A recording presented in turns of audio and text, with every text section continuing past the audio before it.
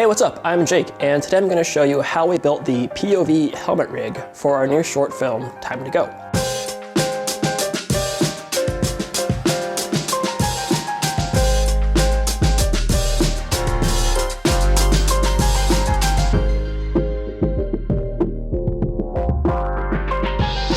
Time to Go is a POV action film that we put together for the Jacob Owens Tropic Color On-Set Pass POV Short Film Challenge.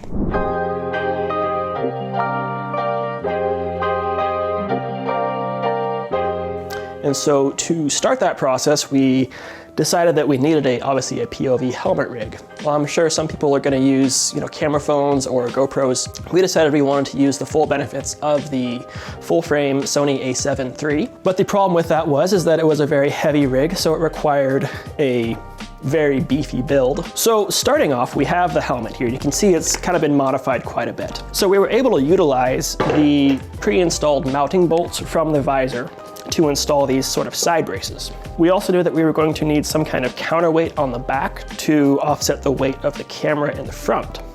So what we ended up doing was we took this into the workshop and we drilled a hole through the back of the helmet and we mounted a lag bolt all the way through it. So we had to take out some of the insulating material. From there, we were able to kind of add weight as we needed, and we ended up with this combination of just a 5-pound gym weight, and then this, similar to this, just a magnet that we were able to drill a hole through the size of the lag bolt.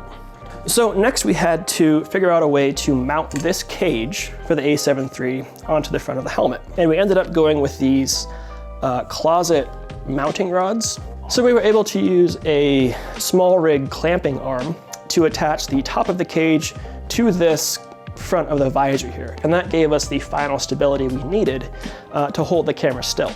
So Michael was the director of photography on this film, and he was able to sit in front of a monitor with the focus wheel and was able to pull focus for the camera while I was walking with it.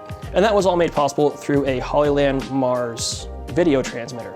So we used another small rig clamping arm, clamped it to the back of this weight, and hooked up that wireless transmitter. The last thing we had to consider was power. So the Magic Fizz monitor, the transmitter, and the camera all required power solutions. Luckily, the a7 III and the focus motor both take USB Type-C power input. So we were able to just use a simple power bank with 2 USB outputs, and then we literally just taped it to the top of the helmet like that. For the Hollyland Mars, we just had a simple Sony NPF battery, and that transmitter is very good on battery life, so we were able to shoot all day with that. So in summary, we were able to build a very functional, very cheap helmet rig for this POV film. But that was just one of the many moving parts during the pre-production process. We also had an extensive writing period. We had a lot of blocking and planning. We had a lot of cast and crew assembly, and luckily we were able to get everything put together. We had an amazing cast, an amazing crew, and we finally got ourselves to day one of filming.